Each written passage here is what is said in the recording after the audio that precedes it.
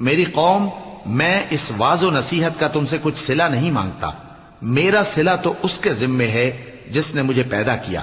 بھلا تم سمجھتے کیوں نہیں؟ اور اے قوم، اپنے پروردگار سے بخشش مانگو، پھر اس کے آگے توبہ کرو، وہ تم پر آسمان سے موسلا دھار بارش برسائے گا اور تمہاری طاقت پر طاقت بڑھائے گا، اور دیکھو گناہگار بن کر روگردانی نہ کرو۔ وہ بولے، ہود، تم ہمارے پاس کوئی دلیل ظاہر نہیں لائے، اور ہم صرف تمہارے کہنے سے نہ اپنے معبودوں کو چھوڑنے والے ہیں اور نہ تم پر ایمان لانے والے ہیں۔ ہم تو یہ سمجھتے ہیں کہ ہمارے کسی معبود نے تمہیں تکلیف پہنچا کر دیوانہ کر دیا ہے۔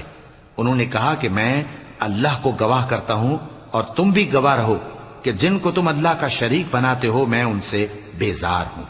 یعنی جن کی اللہ کے سوا عبادت کرتے ہو، تو تم سب مل کر میرے بارے میں جو تدبیر کرنی چاہو کر لو اور مجھے مہلت نہ دو۔